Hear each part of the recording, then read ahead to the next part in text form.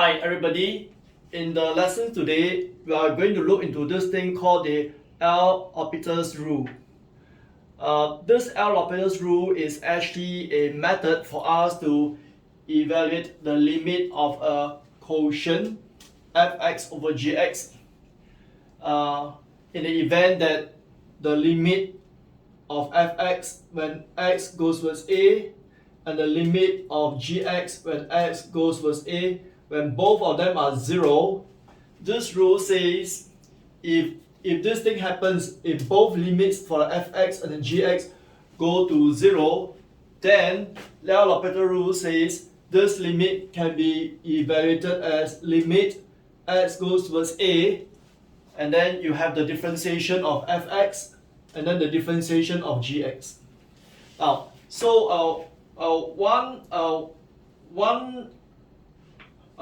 one reason or one conditions needed for you to use this rule is this one.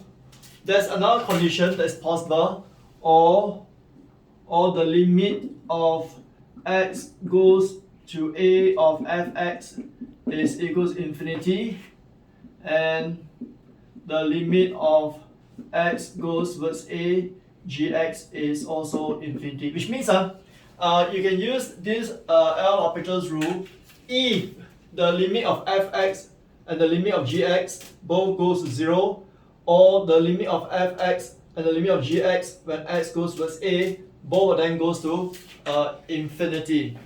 Right, to start out with, let's do some simple example. Right, if you look at example 21, there are 3 examples in example 21. Let's do example 21a. In this case, you have the limit when x goes with 0 of sine 3x over x. Okay, now look at this question again. This question, this is the limit of a quotient. This is the limit of quotient. When x goes with 0, sine 3x, we all know will go towards 0. When x goes towards 0, we know that x will go towards 0. So in this case, you find that in this example, you have what is called the indeterminate form. I need a red marker now. Okay, I'm going to get a red marker. Right, so which means when x goes towards 0, both the numerator and the denominator will go towards 0. Such a form is called the indeterminate form.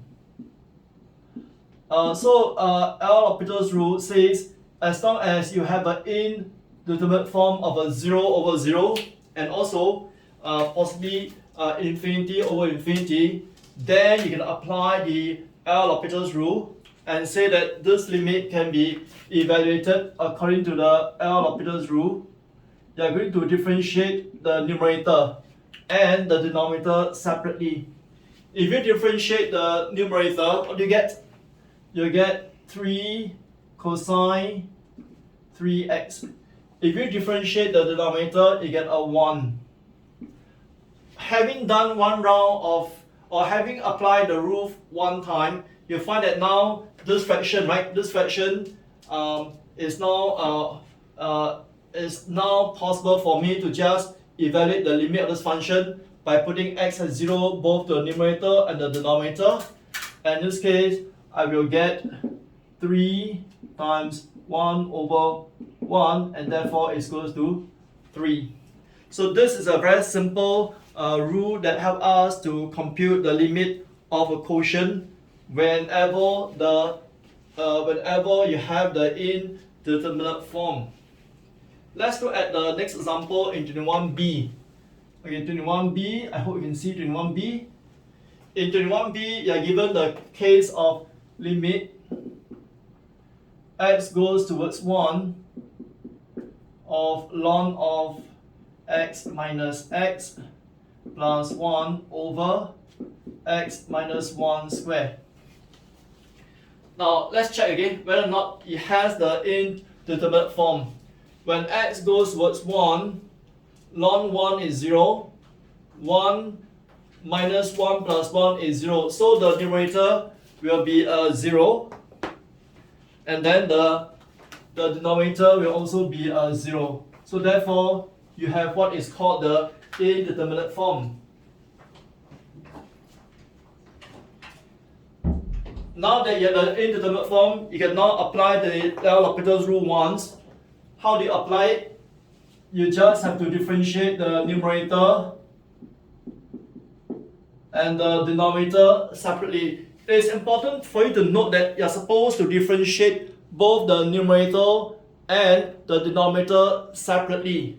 So to differentiate the numerator, I get 1 over x minus 1 plus 0. To differentiate the denominator, I get 2 times x minus 1. So let me tidy up this fraction a little bit. If I tidy up this fraction a little bit, I will get limit x tends towards 1 of 1 minus x over x divided by 2 times x minus 1.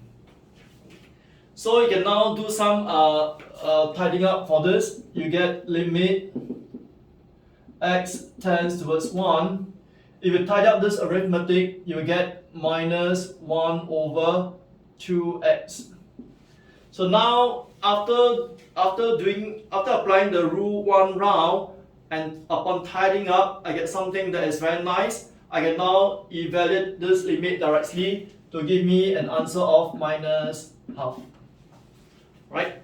It is important for you to note that you can only apply this rule whenever you have the indeterminate form, like this 0 over 0, 0 over 0. Later on, you'll see some examples where you have the other type of indeterminate form, where it's infinity over infinity. Now, let us do another example, which is 21c. Let me erase the board and do 21c. Let me erase here. Okay, 21c. Okay, for 21c, we have the case in 21c. In 21c, what do we have here? We have the case of limit x goes towards 0 minus, limit x goes towards 0 minus, tangent x over x squared. Right? So in this case, when x goes towards 0 minus, what can you say about numerator? The numerator will go towards 0, right? When x goes towards 0 minus, this will go towards 0. When x goes 0 minus, this also goes towards 0. And there you are, you have the indeterminate form like this. Let me just write 0 over 0 form. So once again, you must check, you must always check that there is the indeterminate form. So now we can apply the Lopitas rule, and this, upon applying the rule, it gives me limit as x goes towards 0 minus. Differentiate the numerator, what do you have? What do you have when you differentiate the numerator? How do you differentiate tangent x? Differentiating tangent x gives me secant square x. Differentiating x squared is 2x. Okay. After applying the Lopitas rule one round, I get secant square x over 2x. Then you ask yourself this question. When x goes with 0, what is secant square x? When x goes with 0, secant square x is about 1. Alright, it's about 1. When x goes with 0, what is 2x? Is 0. Do you have the indeterminate form? You don't have, right? You don't have the indeterminate form. So once you do not have the indeterminate form, you cannot apply the L'Hopital's rule again. So now let us see how we can actually evaluate this limit. When x goes with 0 minus, this is going to be something positive and very near 1, right? When x goes with 0, secant x is almost a 1. And then when x goes with 0 minus, sorry, this 0 minus, right? 0 minus. This one will be almost 0, but it's a negative number. So something positive near to 1 over something that is negative and very, very small, it will therefore mean to say that this will give you minus infinity.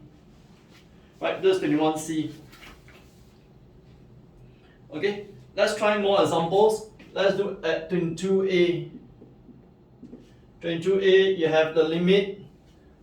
In 22a, you have in the case of limit, x goes towards 0 plus, and x ln of x.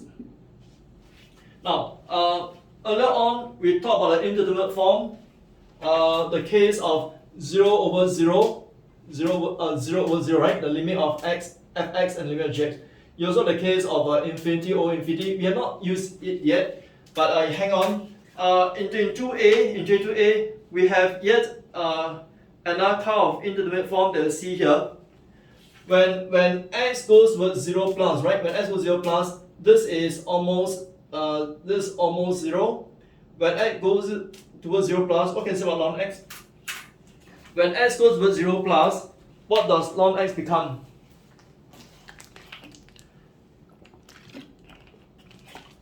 When x goes towards 0 plus, you want to realize that ln x will be almost negative infinity. So in this case, right? In this case, you have a form that is 0 times negative infinity.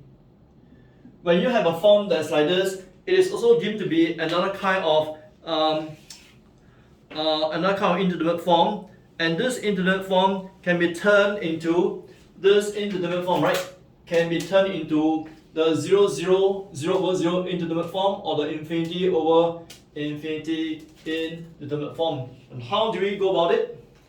What you can do is from here, right? From here, you write this thing as limit x goes towards 0 plus.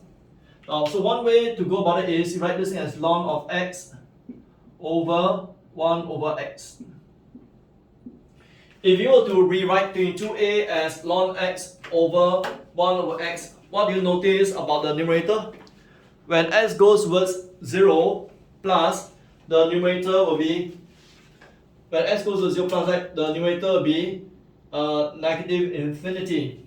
When x goes towards 0 plus, this denominator will go towards positive infinity, which means you then have the so-called infinity. If you like to very insist, it's actually minus infinity over infinity form.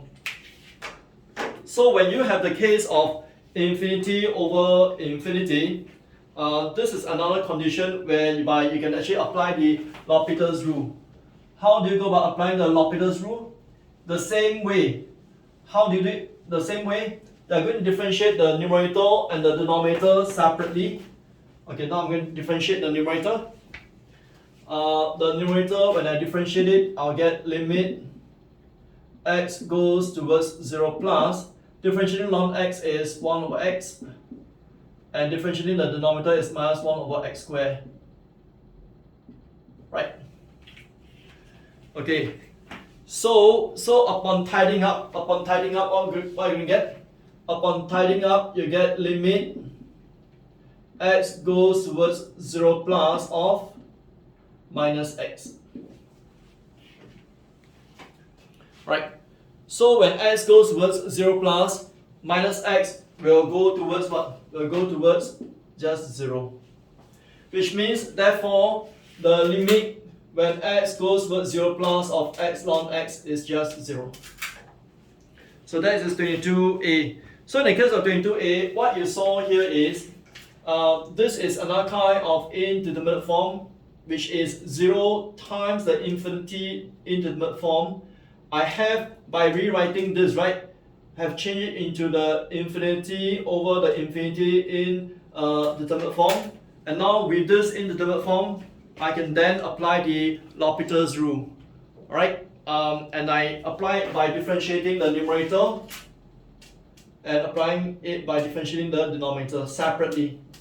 There's a common mistake among students to differentiate this using quotient rule. It's not, you have to differentiate the numerator and the denominator as separate differentiations. Okay, let's write 22b. Okay, I hope you can see my handwriting. I'm going to write slightly smaller because I'm short of space. In 22b, right, you have the case of, maybe I erase off this portion to create space. I'm going to erase off this portion. Okay, this portion. I'm going to do 22b here. In 22b, I have the case of limit x goes towards 0 plus of 1 over x minus 1 over tangent x. Okay. Okay, let's look at this this case. What happens here? Okay? Now, when x goes towards 0 plus, when x goes towards 0 plus, this thing becomes infinity. When x goes towards 0 plus, this thing is also going to be infinity. So in this case, right? In this case, you actually have another kind of so-called indeterminate form. This is infinity minus infinity. Please don't say it's 0, no. Infinity minus infinity is actually not defined. Nobody knows what it is. Right? So when you have this kind of indeterminate form, we want to do some arithmetic to change it into the 0 over 0 or the infinity over infinity indeterminate form. So how do we do it? From here, we are going to combine them as a single fraction.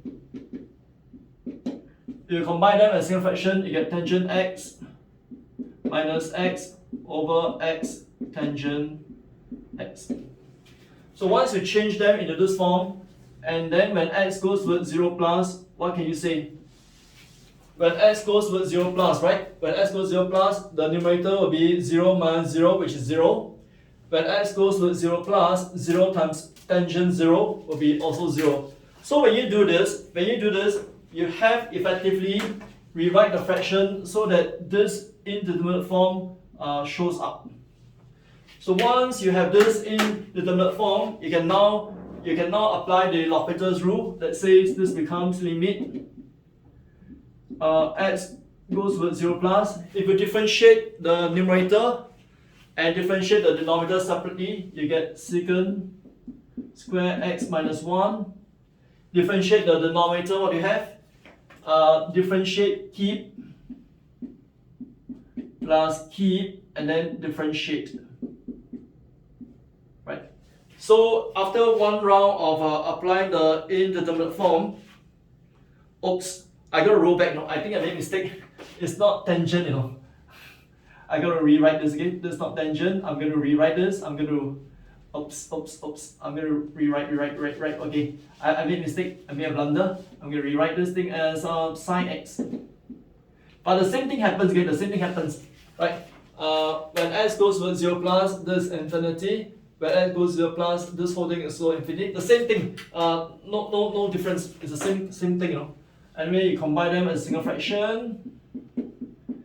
Okay, this gives you x sine x. Then now you have the 0 over 0 indeterminate form. You are now ready to apply the Lopitas rule. How do you apply the Lopitas rule? This is going to give you cos x minus 1, differentiate, keep plus keep, differentiate. Okay. So after doing one round of Lopitas rule, I now arrive at this expression. Then I ask myself this question. When x goes towards 0 plus, what can you say about numerator? When x goes towards 0 plus, what can you say about the numerator? It's going to be 0 again, right? Why is it 0? Because when x goes towards 0 plus, this is almost 1. And then 1 minus 1 is 0. When x goes towards 0 plus, this is 0, this is 0 again. So you find that actually in this case, you have the 0 over 0 indeterminate form. Once the form persists, you can now actually apply the L'Hopital rule once again. So I'm going to give you the 30 seconds for you to try to apply the L'Hopital's rule once again and see what you have.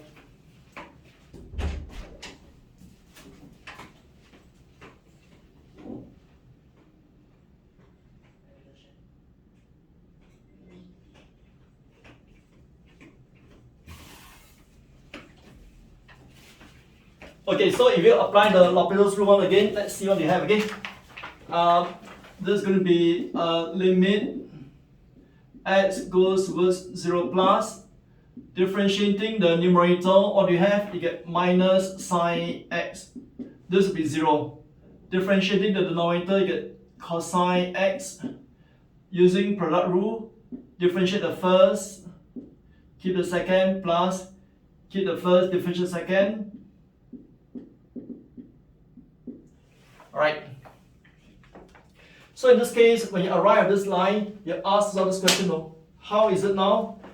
When x goes towards 0 plus, this is almost 0, right?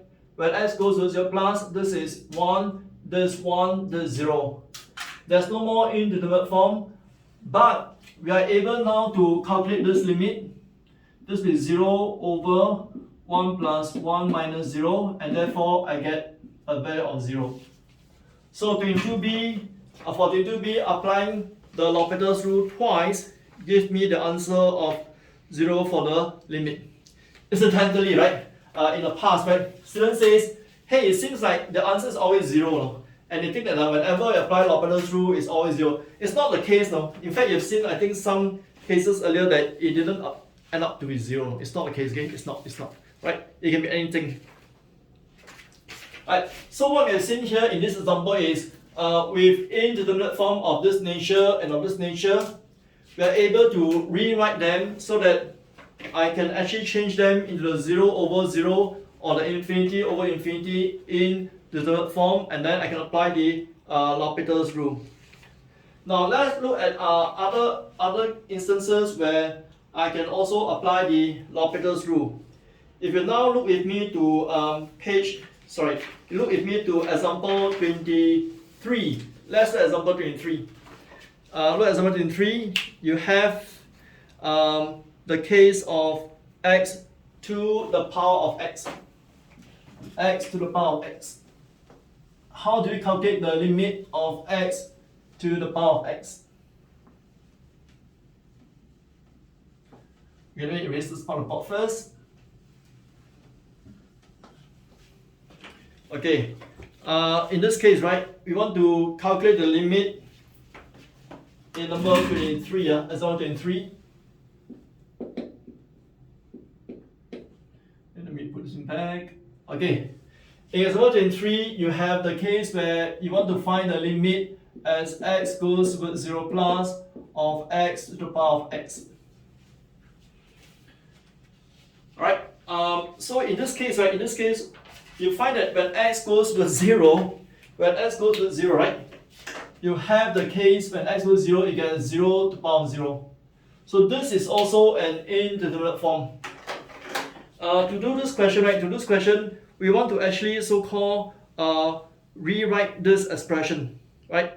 We are going to rewrite this expression. How do we rewrite this expression? We can write this thing as limit x goes towards 0 plus. Okay, if I were to rewrite this expression, right, this gives me e to the power of x. Okay, give you that 30 seconds to digest. What I'm saying here is x to the power of x, right? X power of x has been rewritten as e to the power of x ln x.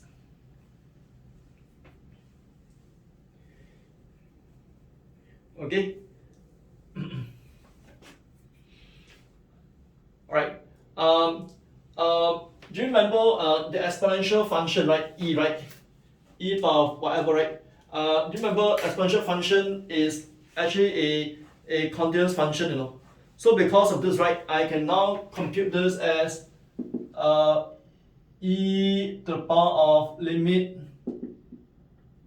x 0 plus of x ln of x. How is it so? No? If you see this as a composite function, for example, you let fx to be e to the power of x, and let gx to be equals to x ln x. So this expression at e to the power of x ln of x, right, is similar to f of gx. Do you remember?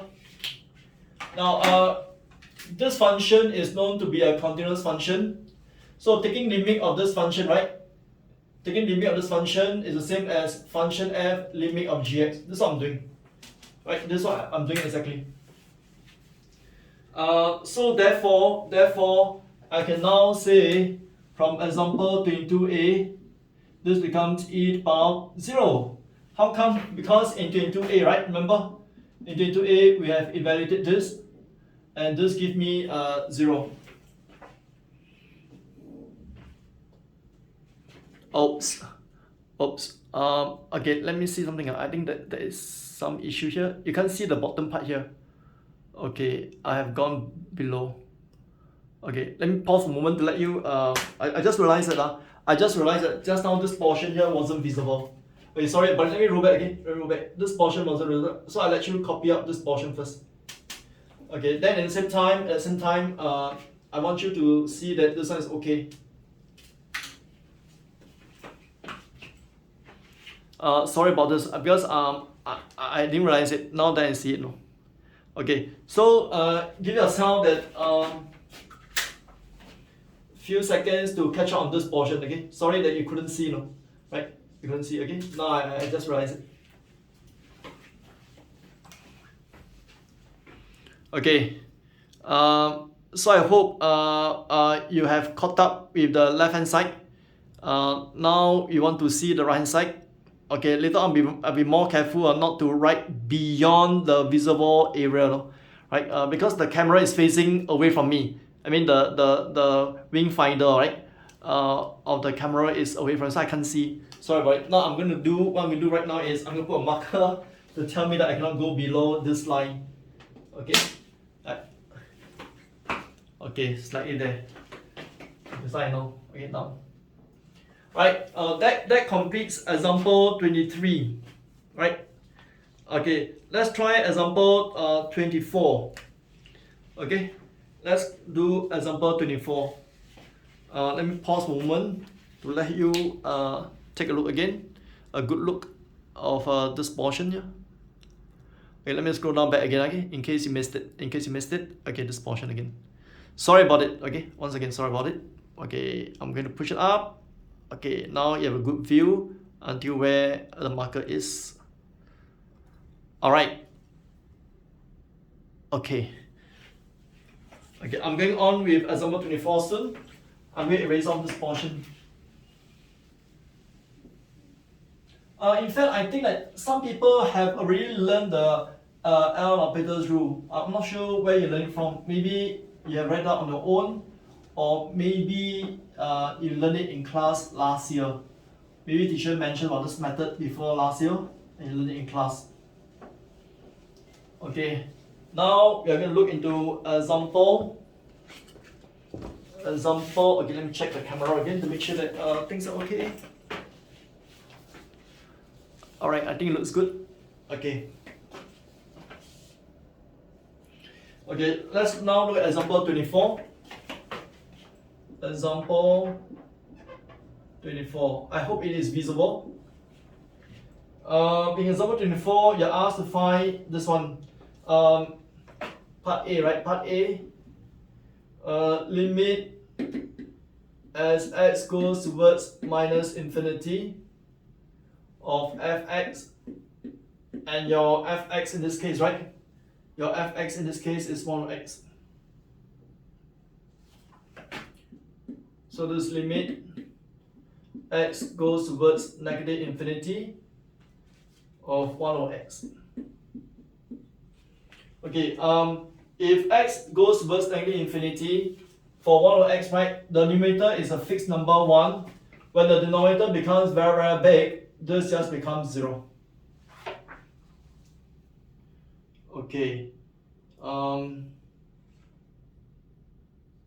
Then the other one, right? The part B. The part B is the same kind of question, no? Limit when x goes towards positive infinity of fx.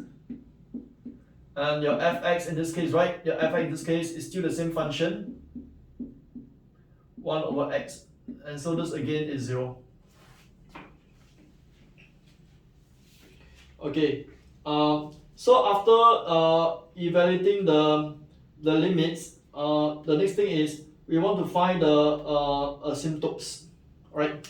Now, given a function, right? Given a function, if you know that that the limit is equal to 0 when x goes toward negative infinity, that suggests to you that if you were to draw the graph, that suggests to you that on the extreme left, the function fx will go towards 0. Now in this case, because it is going towards negative infinity, right? 1 over x, which means it's 1 over a large negative number. If I want to give more information to my limit, I will potentially write this as 0 minus. What do I mean by 0 minus? I meant to say that when x goes towards negative infinity, 1 over x will go towards 0, but from numbers smaller than 0. You just try again. If you put in this as minus 1000, this will be something very small but slightly below 0. So I put a notation 0 minus and I mark it up, this one as like that. I mark it as like this. So what I'm trying to say is, this calculation in part A tells me that the graph looks like this on the extreme left. Likewise, when x goes towards positive infinity, I would actually say that this is 0 plus.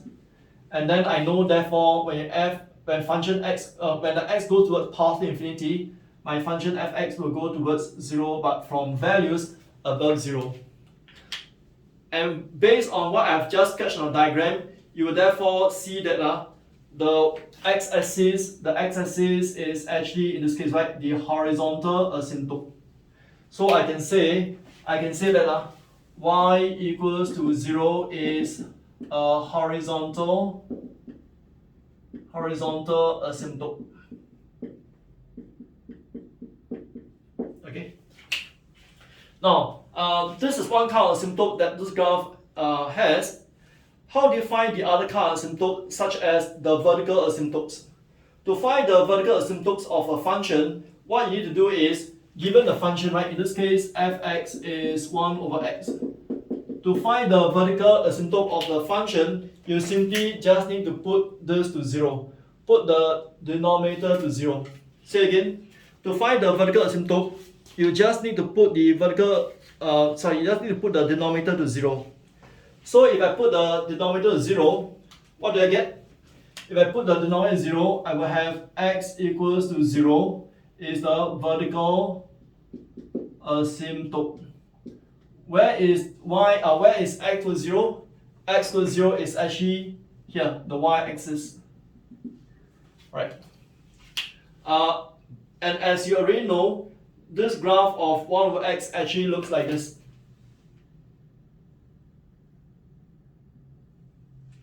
Wherein it has a vertical asymptote in this manner. Can you see? This glides towards the vertical asymptote, this also glides towards the vertical asymptote. So in this question, if I ask to find all the asymptotes, I found them. How did I find them? To find vertical asymptote, I put the denominator to 0. And to find the other asymptote, right, I just calculate these limits. Right, so that is actually example 24. In example 24, we are talking about limits at infinity and asymptotic behavior. More of such question. Let's look at example 25. When x goes towards positive infinity of that quotient. Let me erase off this part of the board.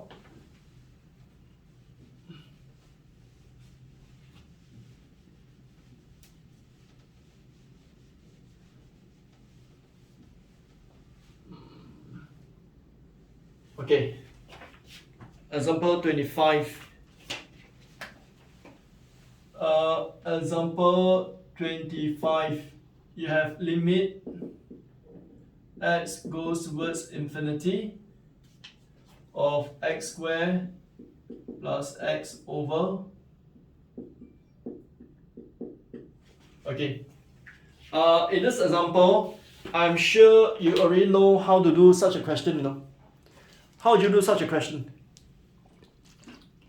Previously, you have learned to do such a question. when x goes to infinity of this fraction, right? Previously, at the beginning of the chapter 1, when we talk about limits, right, we have come across such a question. What do? We can divide throughout every term by x squared, and then you can find the limit quite quickly. For this question, right, you could have alternatively observed that it has this form, you know. So that technically, I could then, instead of using the method you learned in chapter 1, I could actually technically apply the Lopitas rule, the LHopital's rule. I could potentially do this as like that. This gives me 2x plus 1, 8x plus 3. After one round of that rule, I still see that this happens. I can then do one more round of the Lopitas rule, and the answer is just 1/4. So I could have done this question as 125. Instead of using the old method, I could have done it using this other way. There's this exercises beneath it. There's exercise part 1, limit x goes towards infinity of 2x squared plus x minus 1, and then 3x squared plus 4. You have a choice. You can use the old method, or you can recognize that actually it has the indeterminate form, which is infinity over infinity, so that you can actually apply the L'Hopital's rule again. Likewise for part 2. Okay, anyway, if you do this question right, in the end, believe me, it's going to be 2/3. Right? You apply the L'Hopital's rule twice. Part 2, you can now limit x goes towards infinity of x squared plus 1 over x cubed plus 1.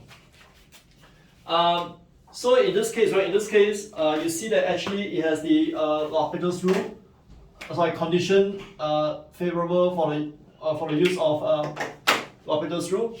You could actually do this question by differentiating once. But of course, there are people out there looking at this fraction and say, hey, this question is too simple. You could have done it and gotten the answer very quickly. I'm sure, but just showing you like that you can actually use the L'Hopital's rule, and then you conclude that this is going to be. Now, up to this stage, right, after having done it twice, L'Hopital's rule once, L'Hopital's rule twice, and tied up to become this one, you can't use it anymore because there's no more 0 over 0 or the infinity over infinity in the determinate form. Then now I can evaluate this limit by saying that when x goes to infinity, this is very, very large, so this is 0. Right? Okay, that brings us to example 26. Okay, 26A and 26B. Okay, let me do 26A here. 26A. Okay, let me write carefully. 26A. Okay, I'm going to run back to the camera to see that everything is visible. Okay. Strange, no? Okay, so you can see the left side. I hope you can see left side, okay? What I wrote on the left side. Okay, we can pause for a moment. Okay, now let's do 26A. In the case of 26A, right, you have limit x goes towards infinity of x squared over e to the power of x. In this case, right, you find that when x goes towards infinity, this is infinite, I can then apply the L'Hopital's rule once. Of course, there again, there are people there looking at this question and say, actually, you have a very easy way out. It doesn't matter, okay, let's just use L'Hopital's rule. This is 2x, and this is going to be e to the power of x. And then you find that after applying the rule once, the indeterminate form persists, right? So I can actually apply the L'Hopital's rule once again. This is infinity over infinity, right? Why is it so? Because when x goes to infinity, this is infinite, and when x goes to infinity, this again is infinite. So it therefore favors the use of the L'Hopital's rule once again. if I apply the Lopitas rule once again, this becomes limit x goes towards infinity, differentiate 2x, differentiate e power x. After 2 rounds of Lopitas rule, you find that you can't use it anymore because it doesn't have the indeterminate form anymore. So now let's see again. When x goes towards infinity, this is a finite number, this is an infinite number, therefore this limit ought to be just 0.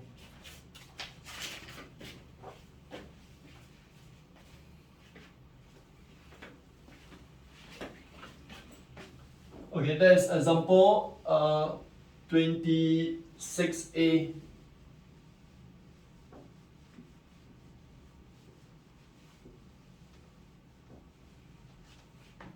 Okay, let me do 26b. 26b. Limit x goes towards infinity. Okay, limit x goes towards infinity of x squared e to the power of minus 3x. This question and the 26a is actually the same kind of question, you know. Yeah, same kind of question. This can be written as x squared e to the power minus, right? Become like that. Alright. So once you reach this line, like the 26a, I can apply the Lopitas rule once. I can apply the Lopitas rule twice. And then I will be able to conclude that this in the end will just be 0. You just apply the Lopitas rule twice, you will get 0. That's example 27. 27, I have on 27, right? This question, limit x goes towards infinity of ln x over x. So if you have a question that's like this, when x goes towards infinity, right? When x goes to infinity, when x goes to infinity, this is infinite, this is infinite. You have the infinite over infinite indeterminate form. I can now apply the Lopitas rule. This gives me limit x goes towards infinity. Differentiate the numerator, differentiate the denominator. So you get this line, limit x goes towards infinity of 1 over x. When x goes to infinity, this is a number over infinite, you get 0. Right. Then there's also exercises. The 2 exercises are done similarly. Okay. For completeness sake, I'm going to do them here. Okay, but let me check first whether I can see the whole screen. Okay, so maybe I'm going to do some adjustment for you to see the whole screen. Okay. Right. Okay, I'm going to pause for a moment for you to actually jot down whatever you need to. I'm going to do the last 2 example in the so-called exercises.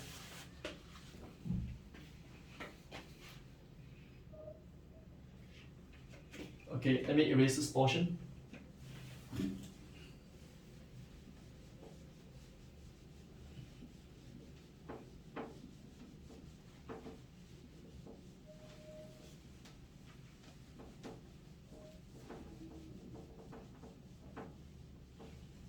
Okay.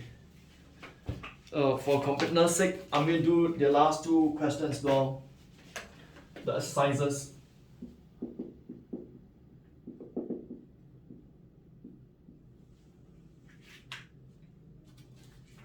Okay, part A. Not part A, sorry. It's just exercises. The first question is limit x goes towards infinity. Okay, as I said, some people are very sharp, they can see straight away the answer, but it doesn't matter. Let's do it slowly. You want to realize that in this case, right, the Lopitas rule prevails. the use of, it's possible for us to use Lopitas rule because you have the indeterminate form, right?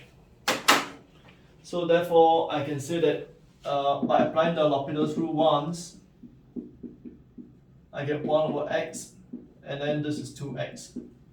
This becomes limit x goes to infinity 1 over 2x squared. So when x goes to infinity, the numerator is a fixed number 1, the denominator is very, very big, this gives you 0. And then the last example, you have the case of limit x goes towards infinity of LGX over x. So to do this question quickly, right, you can do it just like this now. Limit x goes towards infinity. Rewrite the LGX as ln x over ln 10. Just change your base formula for logarithms. Right? Just rewrite the LGX as ln x over ln 10. So they got 1 over ln of 10. This becomes limit x goes towards infinity of ln x over x. And by the previous example, you learned that just now, right? By the previous example, this is 0 from here, right? From here, you see? For example. So from this example, right? From this example, I can say that this is 0, and therefore the answer for this is just 0. So once again, let me check that everything is in place.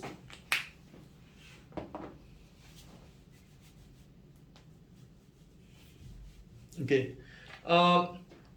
There's a kind of remark that's placed below there for you. Okay, here tells you about the how fast or the rate of increase of function. In the last part on the remarks, right, it tells you that exponential function increases very, very fast. Then polynomial functions increases fast but not as fast. And then got the logarithmic function which increases but very slowly. So if you can understand these three statements in the remarks below on the last page of the notes, it's page 31 I believe, okay? It's page 31. The comparison is made between the three types of function. What are three types of function? No? You got the exponential, you got the polynomials, and thirdly you got the logarithmic function. So if I understood the remarks given in the last part of the notes of chapter 2, right, you realize that based on this understanding, right, then you know that for such question, because this one increases but much lower than this further, right?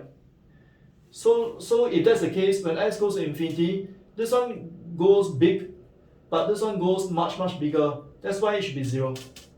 Say again, okay? Say again what I mean by that, okay? Exponential function increases very, very fast. This is fast, but not as fast as this. This is the slowest. So because of the case, right, when x goes towards infinity, though this is large, this below is much larger because it increases much faster than the logarithmic function. And if you have understood this, right, you could have potentially write down this limit as 0 right away, right? Because you understand what it means by the rate of increase of these three kind of functions: fastest, moderate, slowest. Right. So with this, we come to the conclusion of the notes on Lopitas rule up to page 31.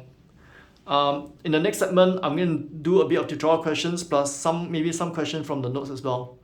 Right then, hang on there. I'll give you another video.